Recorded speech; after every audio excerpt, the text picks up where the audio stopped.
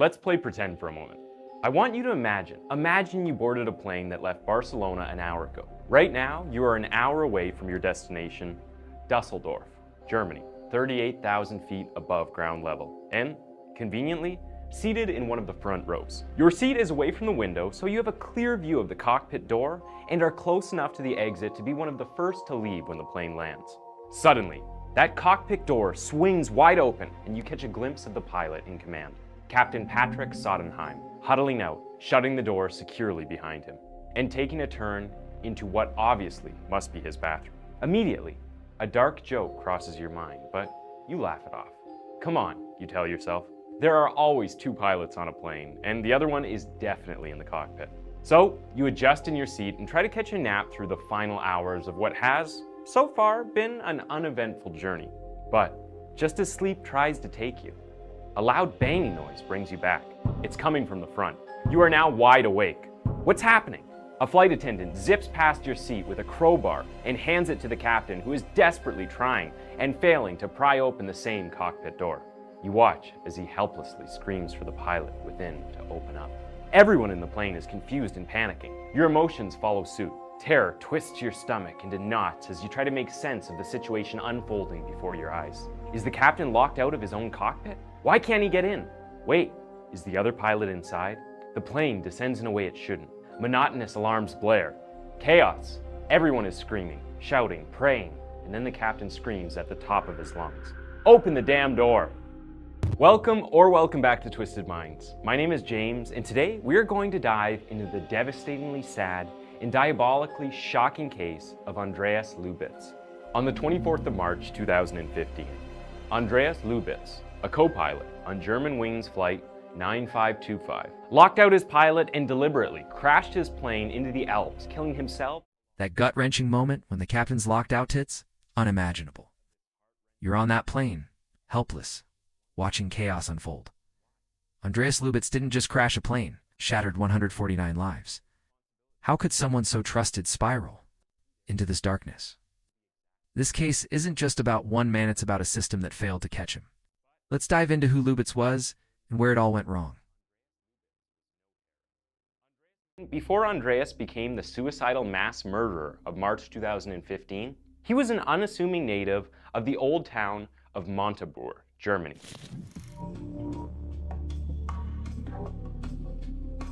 Born on the 18th of December 1987, Andreas Lubitz had always wanted to be a pilot. In a world where many, for no fault of theirs, either don't have a clue about their future or are too overwhelmed by the choices available to them, Andreas knew exactly what he wanted and went for it with an impressive laser-like focus.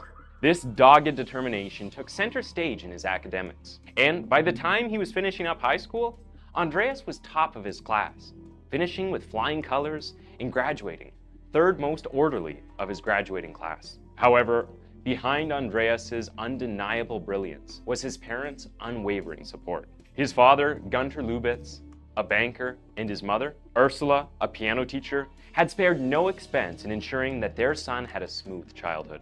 Together, they sponsored their son's membership at an aviation club in his hometown called Luftsport Club Westerveld, where he trained hard and eventually became an expert glider pilot. And in September of 2008, their efforts would pay off when the young man was accepted into Lufthansa flight training school in Bremen, Germany. Here, he would spend a year solely on theory and written exams before he could have any flight hours. The chance of entering this training school was, and still is, extremely low. Out of the thousands of applicants, only 5% are accepted because the screening process is rigorous and extensive. And to top it off, the school also happens to be quite expensive. At the time, the tuition averaged somewhere around $80,000, a figure that Andreas's parents couldn't afford. But there was a debt repayment scheme in place that would deduct the tuition from his salary over the course of his working career. Many years later, as investigators tried to make sense of the devastating crash, they pondered over this detail. Could the repayment scheme have been a contributing factor to Andreas's mind-boggling future crime?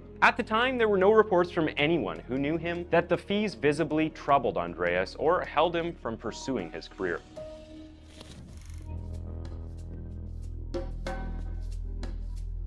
In November of 2008, the tide suddenly turned against Andreas Lubitz. Just 2 months into his training, Andreas suffered a medical emergency so severe that he was rushed back home to be hospitalized. In his hometown of Montabaur, a psychiatrist, an individual whose identity is protected by German privacy laws for reasons that will soon be made obvious, diagnosed Andreas as having a deep depressive episode with thoughts of suicide. This same psychiatrist treated Andreas with intense psychotherapy and 2 powerful antidepressants called Serpilex and Metazapine. Now, there are 2 things I must bring to your notice here. Before this episode of depression, nothing on Andreas's medical record showed that he had suffered anything similar. Secondly, the drug mirtazapine that the Montabaur psychiatrist had administered to Andreas can, on occasion, induce dangerous side effects, with the FDA warning including suicide risk, as some users have experienced increased suicidal thoughts and behaviors. The Montabaur psychiatrist also attributed the depression in part to something called modified living conditions. In simpler terms, the Montabaur psychiatrist implied that Andreas's sudden relocation from Montabaur to Bremen and the resulting separation from his parents and siblings were the major culprits for the severe depressive episode. Andreas's parents, on the other hand, would also report much later that they had noticed their son had developed an unfounded fear of failure during his time away. To top it off, Andreas also developed tinnitus during this time, a constant ringing of the ears that is often associated with depression. Now, anyone who has suffered depression of any kind would be the first to tell you that it takes a while for these episodes to pass. And if they were generous enough, they would also let you into another harsh reality that comes with the condition. More often than not, the episodes come back. And this is where I believe the danger began, in the self-destructive odyssey of Andreas Lubitz. Because just 6 months into his treatment, the Montabaur psychiatrist declared that Andreas was better. In their words, a considerable remission had been obtained. The Montabaur psychiatrist even recommended in a letter to German aviation officials requesting Lubitz to be allowed to resume his training in Bremen, saying, "Patient alert and mentally fully oriented, with no retentivity or memory disorders. Mr. Lubitz completely recovered. There is not any residuum remaining. The treatment has been finished." Unsurprisingly, this clinical verdict from the psychiatrist didn't raise any red flags. Mental issues were, and arguably still remain, a gray area for most institutions. And by most estimates, 6 months is considered long enough for recovery. However, investigators would later unearth an unethical detail. The same Montabaur psychiatrist had actually continued treating Lubitz with the powerful antidepressants we mentioned earlier, despite assuring officials that Andreas had fully recovered. If you can't see why this is a problem, consider this. The rules at the time were strict enough that even after the psychiatrist's recommendation, Andreas still had to wait extra months before his student pilot license was restored.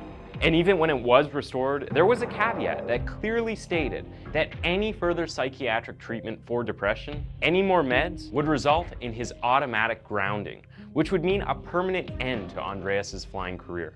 For a high achiever like Andreas, who had placed all of his eggs in one basket and sacrificed everything to become a professional pilot, you can imagine the fear he must have been living with. And we both know that fear is a nasty motivator for volatile outcomes. I'm trying my best not to speculate here, because it is easy to judge when you are not a character within the story, but you can also already see how wide the mesh of culpability is spreading. The training school was aware of Andreas's depressive episode, but they probably weren't aware that Andreas was still on drugs. However, shouldn't they have taken his diagnosis a little more seriously? If they had been It's chilling to think Lubitz's depression was flagged years before, yet he was still in that cockpit. The psychiatrist lied about his recovery. The FAA gave him a pass, and Lufthansa didn't dig deeper. How many red flags were ignored? Mental health in aviation is a gray area, but passenger safety should have come first. Imagine the families learning their loved ones' deaths could have been prevented. This isn't just negligence, it's a betrayal. all the qualities one would require from a commercial pilot. But as you might have already guessed, this was just one big bubble, and things were about to get worse. Dramatically worse. In December of 2014, Andreas Lubitz's depressive episodes returned with a vengeance.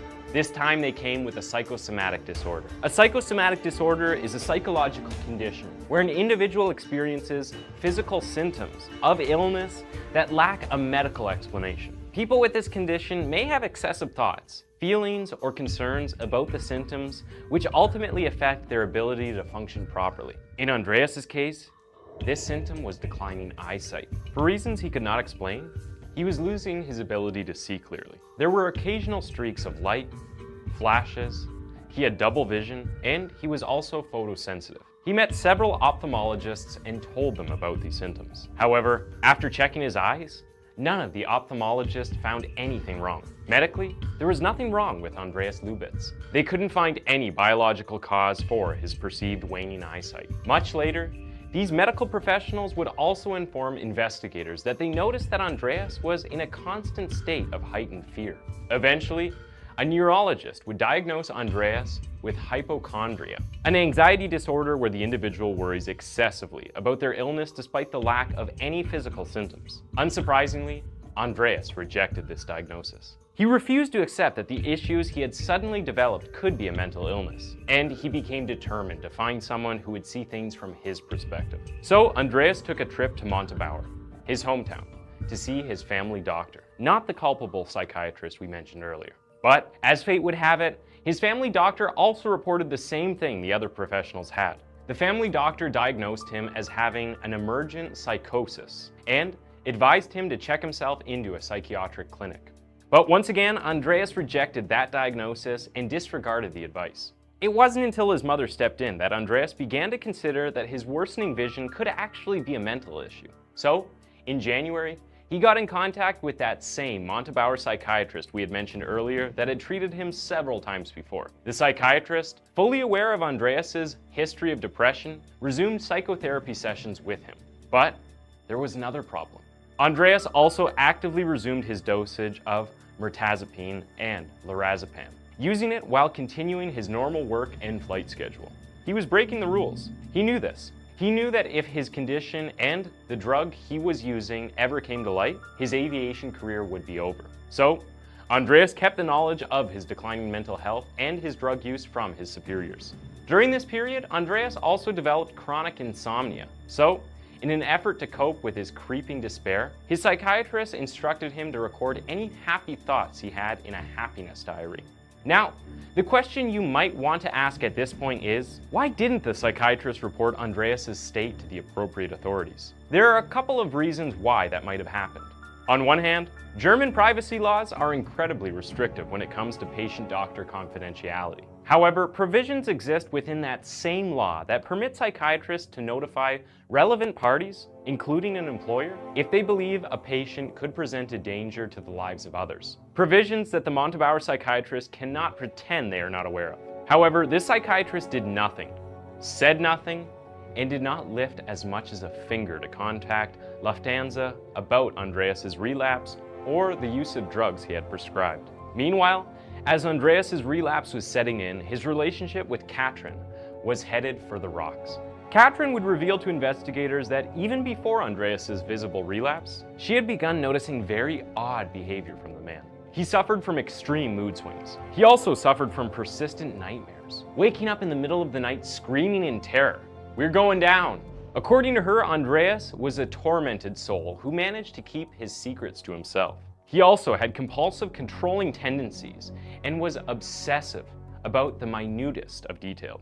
Katrin thought she could manage these parts of him in the beginning, but over time, it got worse as Andreas tried to wield more and more control over her. He would try to dictate everything about her life, down to the length of the skirt she wore. Andreas's controlling behavior was even evident to workers in his neighborhood. The owner of a pizza restaurant near the Lubitz Dusseldorf home would tell investigators that Andreas obsessed over weird things, like specific toppings on his pizza. And it went beyond just preferences. He was never interested in what was on the menu. It was often paprika, ham, onion, and broccoli. And if any of those were missing, he would throw a fit. For Katrin, the final straw came when she discovered that Andreas was also having an affair. Andreas had been sleeping with an air stewardess for at least 5 months. And when Katrin found out, she called off her relationship with him.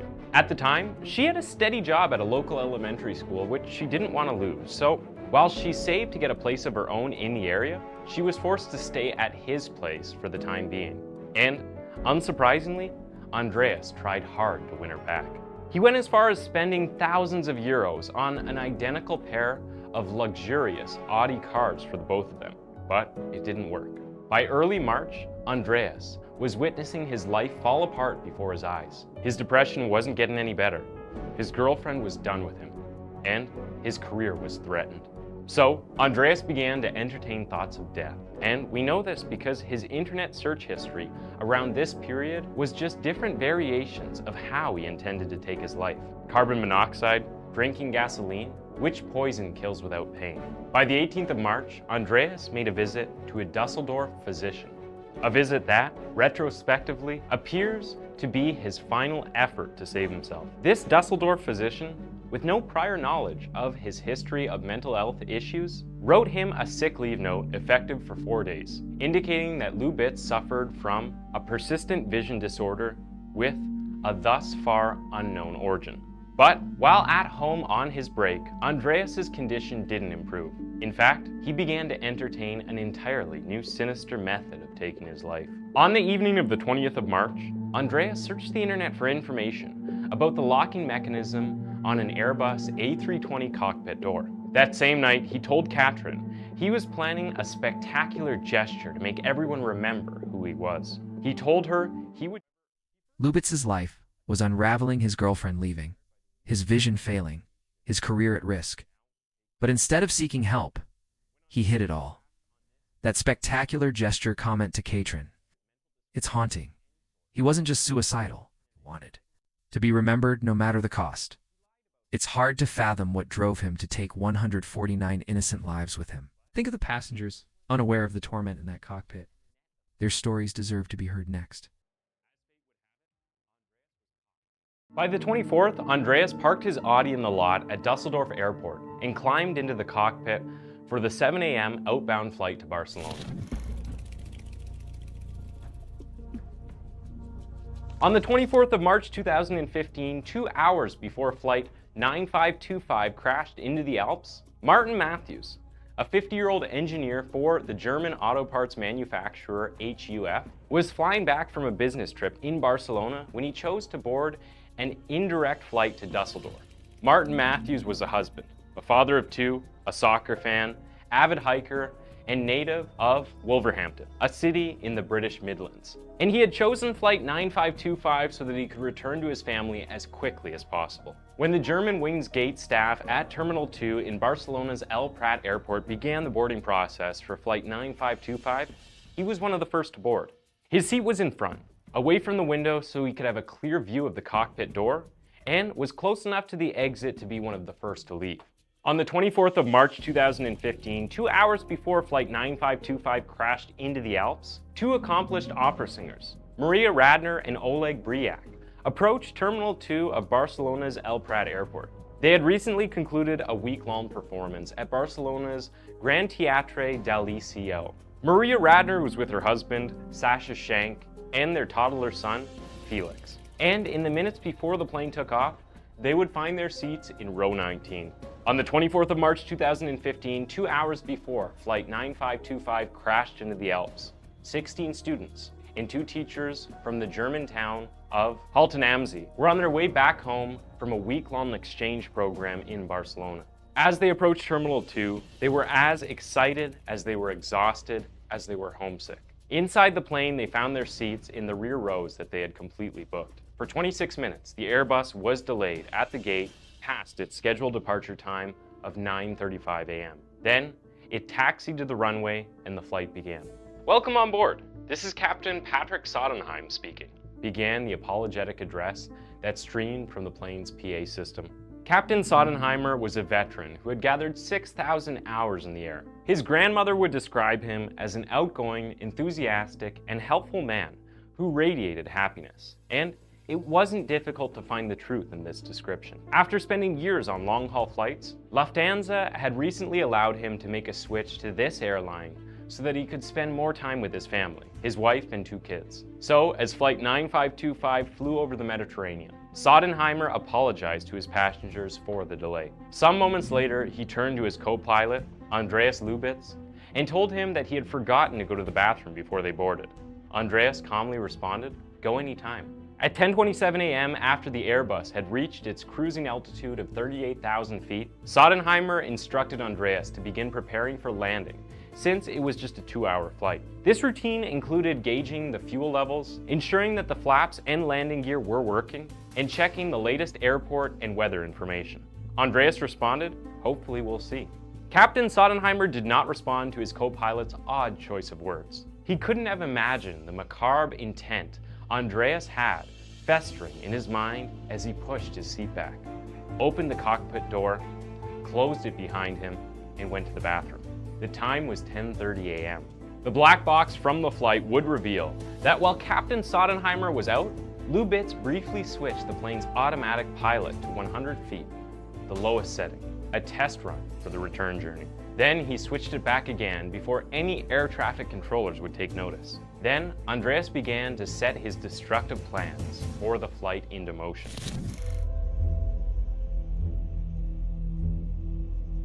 Andreas moved the cockpit door toggle switch, located on the pedestal to the left of his seat, from normal to locked position, disabling Sodenheimer's emergency access code and effectively locking him out. Moments later, he reached forward and turned the dial on the automatic pilot to bring the plane down to 100 feet.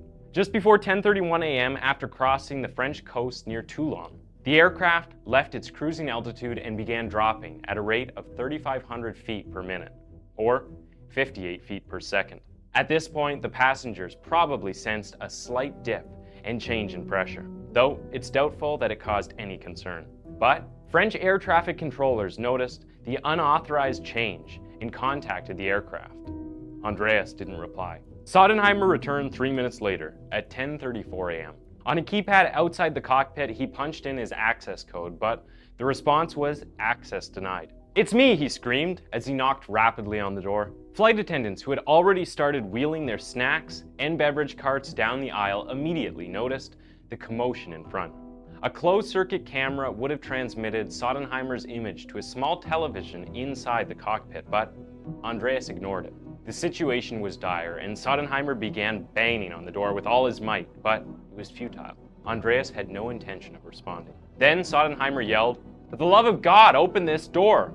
At this point, the plane was about 25,000 feet. All the passengers would have begun to feel the steep decline. Fear would have engulfed the cabin. Some would have been crying, some praying, some trying to help, and some frozen in their seats.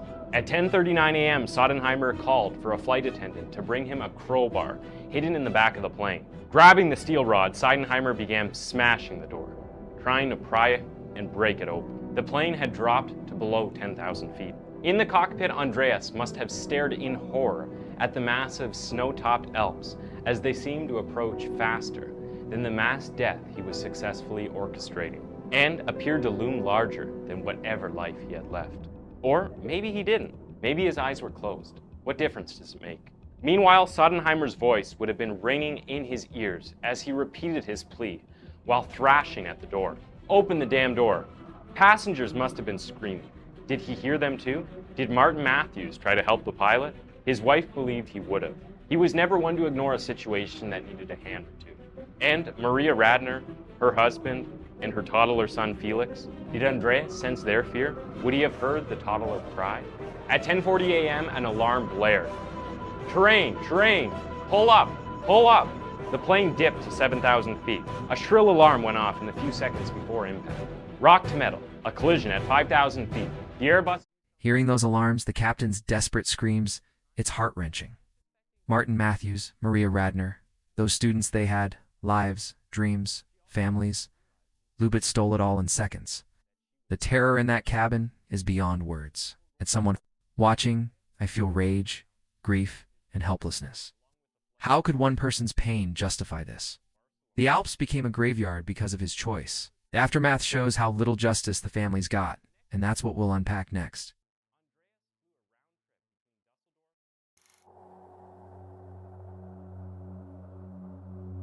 Unsurprisingly, the aftermath of the crash was characterized by outrage and utter chaos on every side. The families of the victims were devastated and angry. After the black box had been recovered, the evidence and investigations found that Andreas Lubitz was the culprit of the unthinkable crime that led to the terrible disaster. Yet, for some reason, Andreas's family refused to believe the verdict.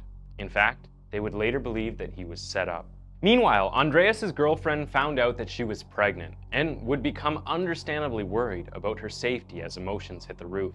Then there was a mass burial which Klaus Radner, the father of opera singer Maria Radner, boycotted because he believed that there were 149 victims and one killer, and the killer's remains did not deserve to be mixed with everyone else. The flight operator Germanwings, which was a low-cost, wholly owned subsidiary of Lufthansa, Europe's largest airline, had its relatively spotless reputation tarnished as everyone continued asking how. How could a trusted German airline have allowed a dangerously unstable pilot to take control of its airplane? Meanwhile, Lufthansa tried to save face by funding the funeral, covering the family's travel expenses, and giving each family a sum that felt more like an insult than compensation.